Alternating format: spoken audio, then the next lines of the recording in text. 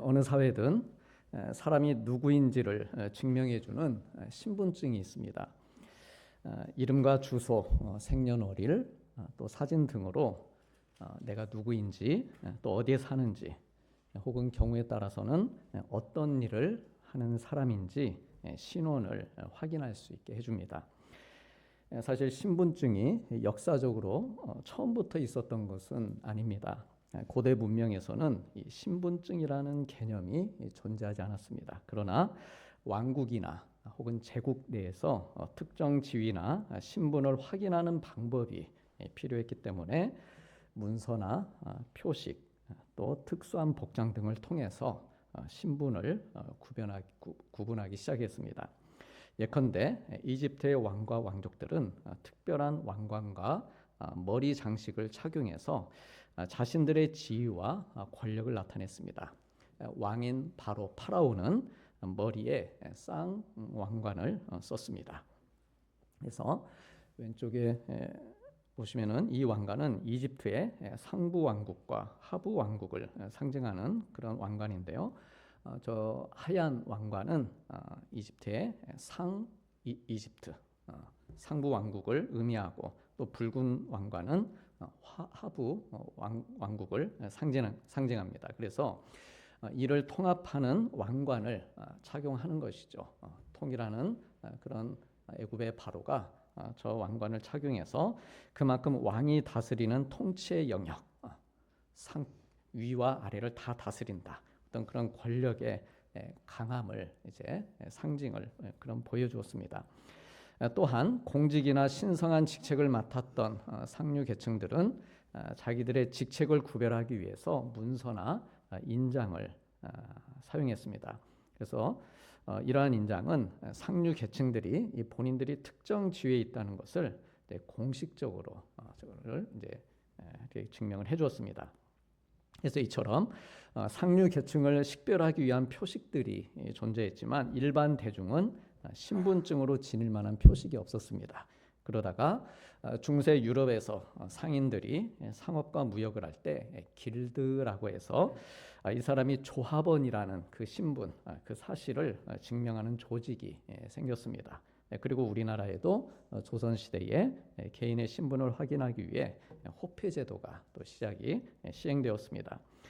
그리고 산업화와 도시화가 진행이 되면서 사람들이 대규모로 이동을 하고 국가 간의 거래가 활발해지자 더욱 이 신분을 확인할 수 있는 수단이 필요하게 되었습니다. 오늘날은 이제 거의 필수적으로 신분증이 있어야 생활이 가능한 그런 시대가 되었습니다. 은행에 갈 때도 필요하고, 선거를 할 때도 필요하고, 또 해외에 나갈 때도 반드시 신분증이 필요합니다. 마찬가지로 우리가 신앙생활을 하는 데 있어서도 내가 하나님의 자녀라는 것을 나타내주는 신분증, 표식이 필요합니다. 뭘까요? 내가 그리스도인이라고 하는 신분증 표식 뭘까요? 십자가? 아니면 성경책? 예전에는 성경책 들고 특히 주일에 이렇게 왔다 갔다 하는 사람들 보면 저 사람 교회 다니는 사람이다, 어느 정도 그 신분이 이제 증명이 되었습니다. 근데 오늘날은 어떻습니까? 성경책 별로 안 가지고 다니죠. 휴대폰 안에 또 다 들어가 있습니다. 그러니까 누가 이 성경책을 굳이 가지고 다닌다고 해서 그러니까 어떻게 확인할 수 있는 그런 방법이 좀 더 이제 없어지는 것이죠. 내가 하나님의 자녀다, 이것을 이 신분증, 이 표식이 뭐냐면 그것이 바로 성령입니다. 성령은 내가 하나님의 자녀라는 신분증입니다. 한번 까보시죠. 신분증. 구약시대 이스라엘 백성들은 우리가 아는 대로 아브라함 때부터 자기들이 하나님의 자녀라는 표식, 그 신분을 나타내기 위해서 몸에 있는 표피를 베어서 잘라내는 할례를 행했습니다. 그래서 할례를 한 것을 보면 이 사람이 유대인이구나, 하나님의 자녀구나 라고 하는 것을 알 수 있었습니다. 그러니까 눈으로 직접 그 신분을 확인할 수 있었습니다. 그런데 예수님께서 이 땅에 오시면서 하나님 자녀의 신분을 가지는 방법이 바뀐 겁니다. 달라졌습니다. 유대인뿐만 아니라 누구든지 예수님을 믿음으로 하나님의 자녀, 신분이 되는 권세를 주셨습니다. 그래서 바울은 뭐라고 말합니까? 할례나 무할례가 이제 아무것도 아니다. 그 가지고 신분을 밝힐 수 없다. 오직 새로 지으심을 받는 것만이 중요하다라고 말씀합니다. 몸의 할례를 한 표면적, 눈으로 확인할 수 있는 표면적인 유대인이 하나님의 자녀인 게 아니고 할례는 마음에 알지니 영에 있다라고 말씀합니다. 즉 우리가 어떻게 해야 내가 하나님의 자녀가 되고 내가 새롭게 지으심을 받을 수 있는가? 어떻게 해야 내가 몸이 아닌 내 마음에 할례를 받을 수 있는가? 이 일을 해주는 게 영의 역할인데 이 영이 바로 성령이라는 말씀입니다. 성령은 우리 예수님 믿는 사람들을 마음이 새롭게 변화되는 이 내면적 할례가 이루어지도록 해줍니다. 그래서 하나님과의 바른 관계로 인도해주고 죄를 회개하게 해주고 또한 주님의 뜻에 살도록 그렇게 도와줍니다. 그러니까 내가 할례를, 내면적 할례, 성령을 통해서 내가 내면적인 할례를 받은 증거가 뭐냐? 그 신분증을 가지고 사는 게 뭐냐? 그것은 내가 하나님과 지금 좋은 올바른 관계에 있는지 그것을 보면 내가 성령을 받았는지 알 수 있다는 것이죠. 죄를 회개하고 있는가? 회개하는 것 그만큼 중요하다는 것이죠. 또한 하나님의 뜻에 살아가도록 성령이 도와주고 있는 것이죠. 세상에서의 신분증은 법적, 사회적인 신분을 증명해 줍니다. 하지만 성령은 내가 하나님의 자녀로서 하나님과 함께 살아가고 있다고 하는 이런 영적인 신분, 영적 존재라는 사실을 보여주는 신분증입니다. 요한복음 4장에 보면 사마리아 수가성에 우물물을 깃는 여인이 나옵니다.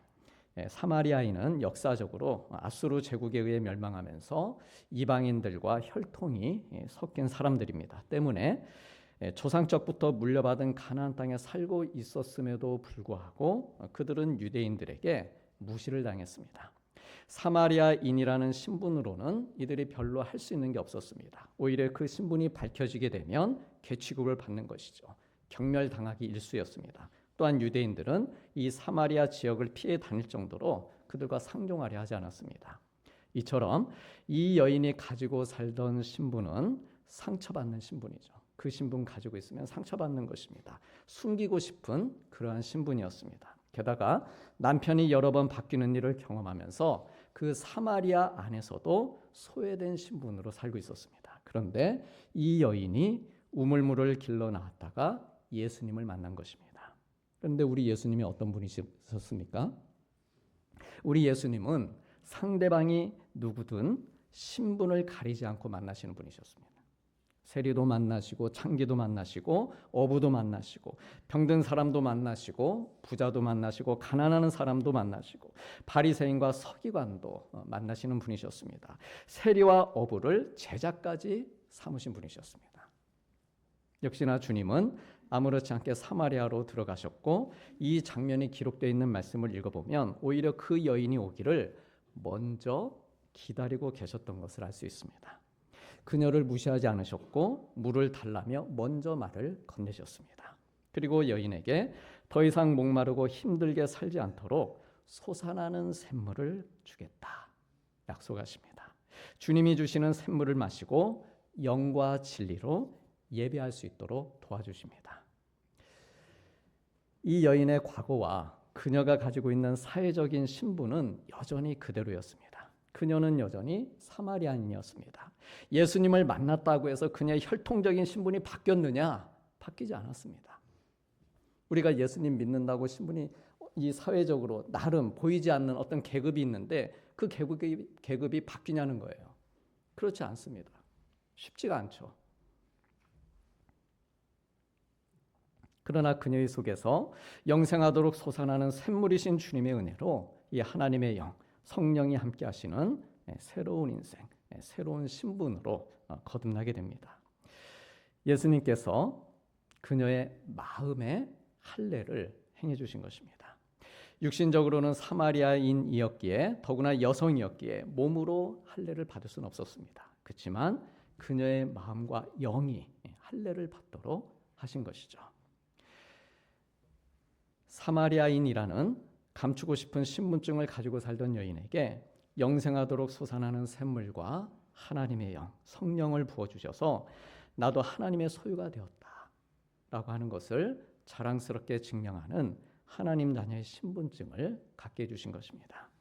그래서 이와 같은 일에 대해서 로마서 8장 16절에 성령이 친히 우리의 영과 더불어 우리가 하나님의 자녀인 것을 증언하신다. 그러니까 내가 하나님의 자녀인 것, 그 신분을 가지고 있는 것을 성령이 증명해 주신다는 거예요.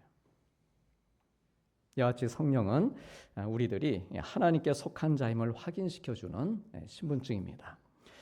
성령은 날마다 솟아나는 목마르지 않는 샘물과 같기에 우리의 영혼을 항상 촉촉하게 해주고 뽀송뽀송하고 싱싱하게 만들어줍니다. 삶이 시들질 않습니다. 성령이 내 안에 거하시며 활력이 넘치는 에너지를 제공해 줍니다. 그러기에 이 사마리아 여인이 다시 마을로 들어갈 때는 물동이를 던져버릴 수 있는 것이죠.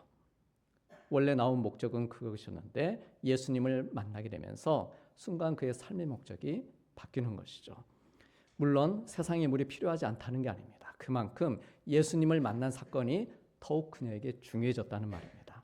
물동이를 던져버리고 이제 막 예수님께로부터 받은 성령의 신분증을 들고 들어가서 예수님을 증거한 것입니다. 그래서 이처럼 사마리아 여인이 이 솟아나는 샘물을 받고 그리고 영으로 새롭게 거듭나 사는 이 모습을 오늘 본문에 적용해 보면 성령의 인치심이라고 하는 말로 표현할 수 있습니다. 우리 다 함께 13절 말씀 보시겠습니다.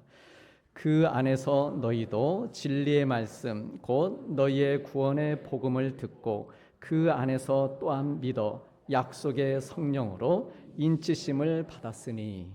아멘. 이 바울이 살던 시대에 인을 치는 것, 이것은 소유권을 나타내는 중요한 표식이었습니다. 예컨대 문서를 작성하면 인장을 찍죠. 인장을 찍어서 이 문서를 누가 작성했는지 그것을 알리고 그만큼의 효력을 발휘하게 해주었습니다. 그만큼 왕이 찍은 그 인장이 그 효력이 그 힘이 더 셌겠죠. 또 노예나 가축의 몸에도 인두를 찍어서 이 가축이 누구의 소유인지를 알게 해주는 중요한 표식이었습니다.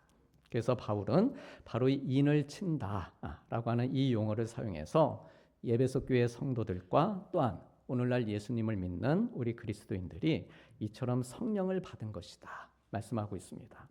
도장을 찍어서 누구의 소유인지를 알리는 것처럼 하나님께서 우리를 성령으로 인치심으로, 다시 말해 우리에게 성령을 주심으로 우리를 하나님의 것, 하나님의 소유로 삼아주신 것, 이것이 신령한 복이다라고 말씀하고 있습니다. 왜 신령한 복입니까? 사람의 이성으로는 판단이 생각이 잘 안 되는 거예요. 어떻게 내가 성령을 받았나? 신령한 복이죠. 도장이 종이나 몸에 접촉해서 자국을 남기듯이 성령님이 우리에게 급하고 강한 바람처럼 접촉하고 불의 혀처럼 임해서 그렇게 터치해서 우리에게도 지워지지 않는 분명한 흔적을 남겨주신 것입니다. 어떠십니까? 우리 성도님들 마음에 성령님이 접촉하시고 만져주신 흔적을 가지고 계십니까? 잘 모르겠는데요.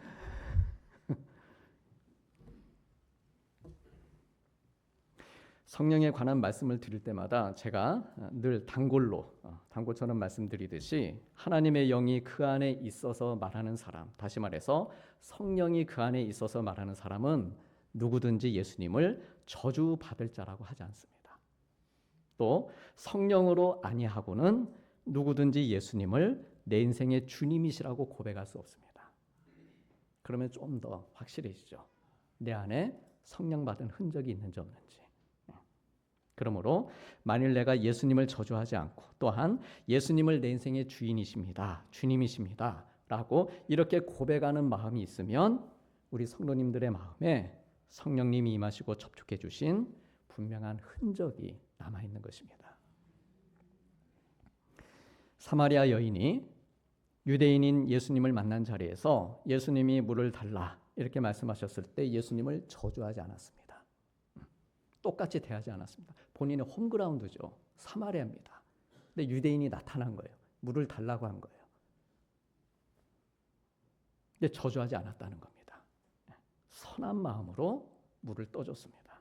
그리고 주님을 향해서 주여 내가 보니 당신은 선지자이십니다. 주님을 향해서는 그렇게 고백했고 또 마을 사람들에게는 예수님을 가리켜서 그리스도다 이렇게 전했습니다.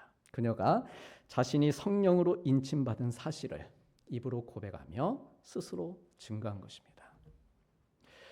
이후에 그녀가 주님을 다시 만났는지는 알 수 없습니다. 그렇지만 그녀는 분명 평생토록 주님을 자기 인생의 주인이시오 메시아요 그리스도로 인정하고 나는 주님의 소유입니다. 나는 하나님의 자녀입니다. 이렇게 고백하면서 성령으로 인침받은 흔적을 날마다 확인하고 증언하며 살았을 것입니다.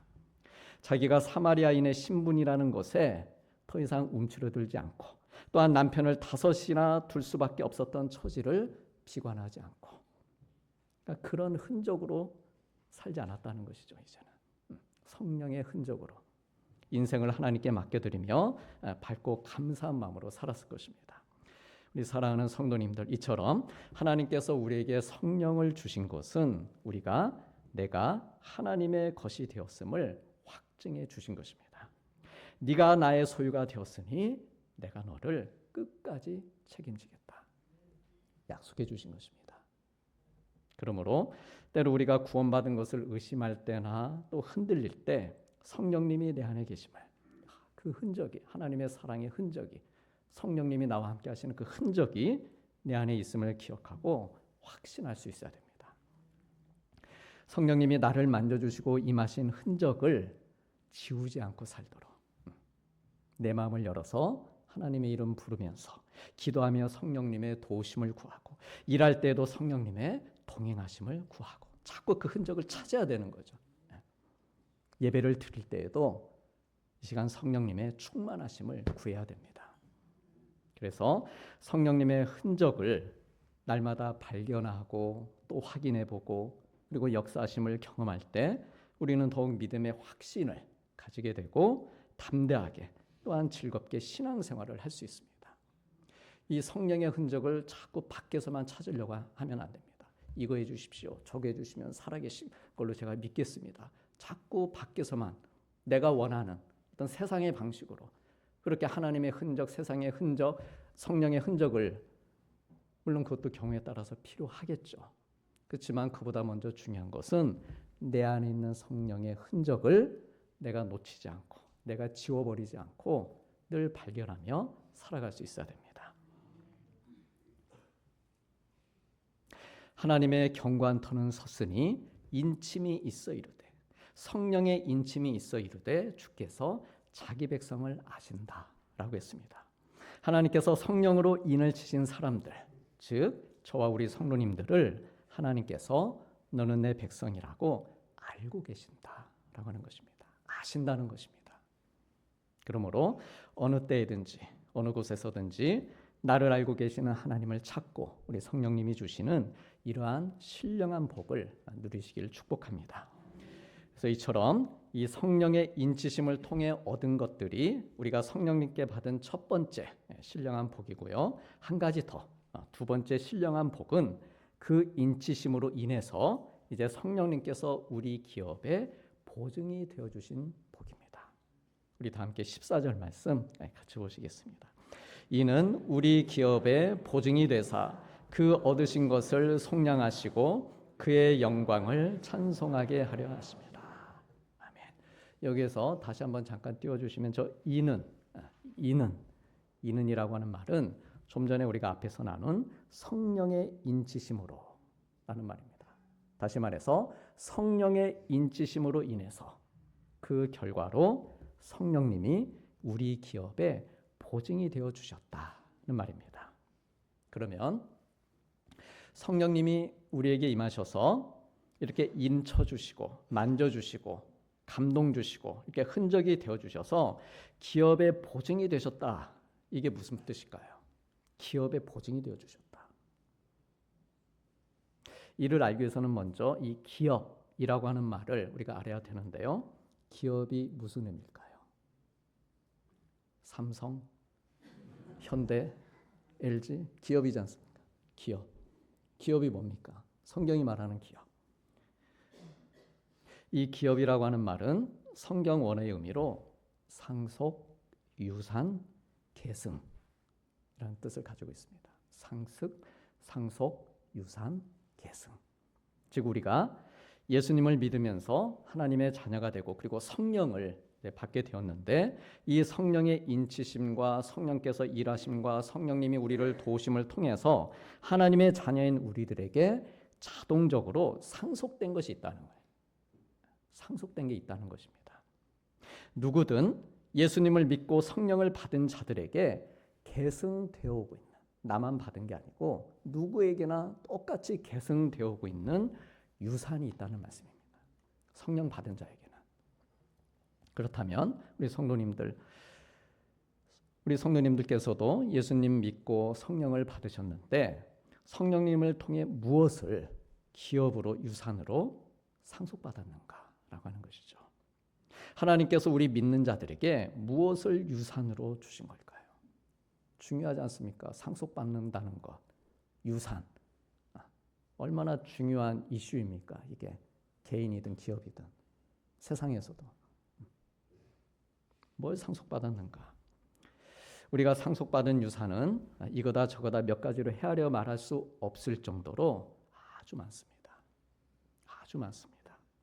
십자가도 유산이고 부활도 유산이고 성령의 9가지 열매도 유산이고 교회도 유산이고 성경책도 유산이고 믿음도 유산이고 내 안에 주시는 평안과 기쁨도 유산입니다.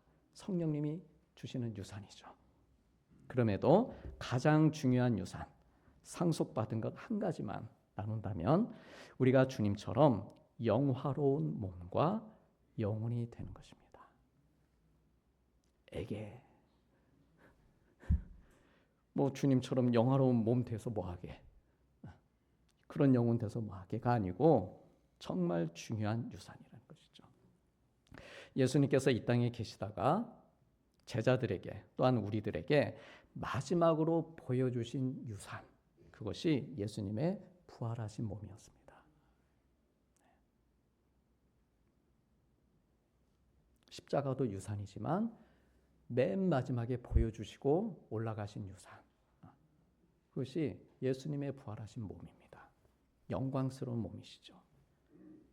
우리가 사순절 기간을 보내고 있는데 주님께서 이 고난의 시간들을 통과하시면서 우리에게 주시고자 한 것은 구원의 은혜를 통해 하나님의 자녀로 영생하는 삶이었습니다.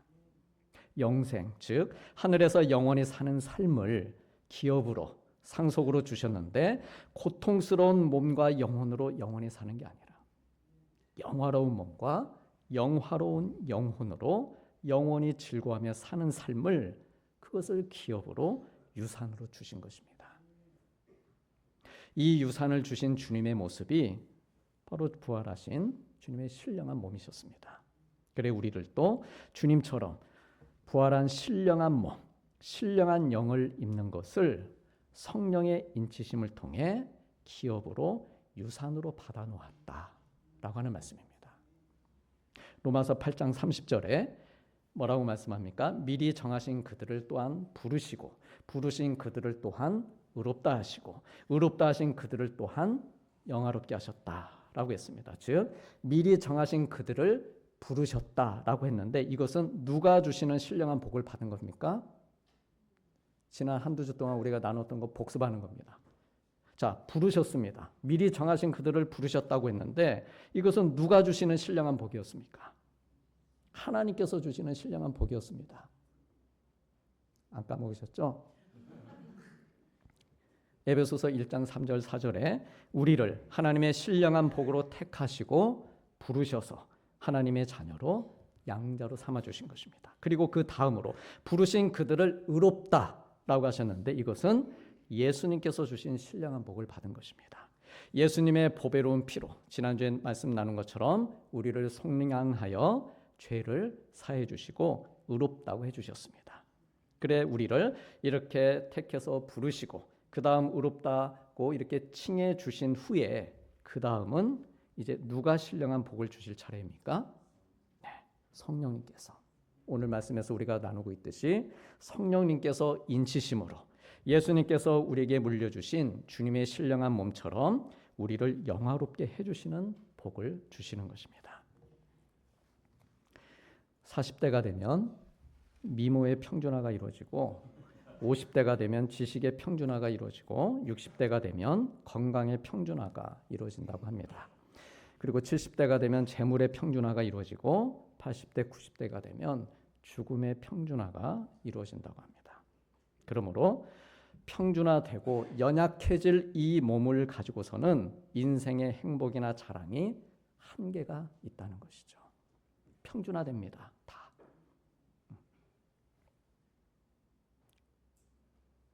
큰 소중한 것들이지만 평준화되고 나면 뒤돌아보면 그게 그렇게 의미 대단한 건 아니었다라고 하는 것이죠.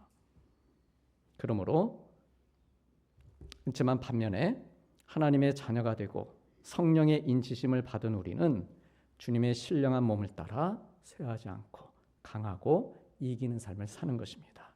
이 썩을 몸이 썩지 아니함을 입고 이 죽을 몸이 죽지 아니함을 입으면서 사망을 삼키고 이기는 삶을 사는 것, 이것을 유산으로 받아 소망을 가지고 사는 것입니다. 그래 바울은 오늘 말씀에서 저와 우리 성도님들이 이러한 신령한 기업과 유산을 받도록 성령님이 보증이 되어 주신다. 이렇게 전하고 있는 것입니다. 보증이 뭡니까? 보증은 선물, 보증금이라는 말과 또 같습니다. 흔히 부동산을 사고 팔 때 선금을 주죠. 선금을 주어서 계약하듯이 우리가 장차 예수님처럼 신령한 몸이 될 것인데 그렇게 될 것을 성령님이 우리에게 인치심으로 지금 인쳐주신 것이죠. 이렇게 인쳐주심으로 인해서 내 것으로 미리 예수님의 그 신령한 몸처럼 되는 것을 확증해 주셨다는 말씀입니다. 그래 고린도후서 1장 21절 22절에 하나님께서 우리에게 인치시고 보증으로 인을 치셔서 보증으로 우리 마음에 성령을 주셨다고 했습니다. 다시 말해 성령이 우리 기업의 보증이 되신다. 오늘 본문의 이 말씀의 뜻은요, 우리 하나님의 자녀들이 장래 하늘에서 받을 은혜와 상급이 확실하다. 이것을 보증하기 위해, 잘 못 믿으니까 보증하기 위해 미리 그 증표로 하나님께서 우리에게 그래서 성령을 주신 거야 라고 말씀하고 있습니다. 그러므로 염려하지 말라는 말씀입니다. 하나님을 의심하지 말라는 말씀입니다. 하나님이 정말 나를 택하셨을까? 내가 또다시 죄졌는데 정말 죄삼 용서받을 수 있을까? 천국이 정말 있을까? 이미 내가 받은 신령한 복들을 의심하지 말라는 말씀입니다. 이미 성령의 인치심으로 선물을 받았으니, 선물 받으면 어떻습니까? 마음이 좀 놓이죠. 그래도 선물 받았으니까 선물 마음이 좀 놓이는 겁니다. 우리가 성령 받았으니까 마음이 놓이는 것이죠. 그러므로 마음이 놓이고 기분이 좋은 것이죠. 그러므로 나 바울이 감옥에서 하고 있는 것처럼 너희 에베소의 성도들도 너희 한우리의 성도들도 폭포수가 흘러넘치듯 하나님의 영광을 찬송해라 라고 말씀하는 것입니다. 사랑하는 성도님들, 하나님께서는 우리 마음에 성령의 인을 치셔서 마음이 할례를 받는 은혜의 흔적을 갖게 해주셨습니다. 우리가 하나님의 자녀라는 영적 신분을 확인시켜 주셨습니다. 뿐만 아니라 하나님께서 우리에게 주실 영원한 유산, 예수님과 같은 영원로운 몸과 영생의 삶을 미리 보증해 주셨습니다. 그래 우리가 성령님께 받은 이 신령한 복에 대한 확신을 가지고 살기를 바라십니다. 하나님의 자녀로서의 신분을 자랑스럽게, 내가 예수님 믿는 것을 자랑스럽게 여기고 세상에 숨기지 않고 드러내고 사마리아 여인처럼 또한 바울처럼 내가 만난 이 예수님을 증거하는 삶을 살길 바라십니다. 더 이상 세상에 목말라하며 힘들게 그렇게 어렵게 살지 말고 솟아나는 샘물이신 주님의 영과 진리로 하나님 예배하며 큰 목소리로 찬송을 부르며 살기를 바라십니다. 바라기는 우리 성령님이 이미 우리를 인치심으로 인정해 주신 대로 하나님 자녀의 귀한 신분, 이 신분 드러내시면서 한 주간도 죽지 아니할 몸, 죽지 아니할 영으로 사망을 삼키시고 염려와 두려움 삼키고 낙심과 절망을 삼키는 승리하는 복된 우리 믿음의 성도님들 되시기를 축복합니다. 기도하시겠습니다.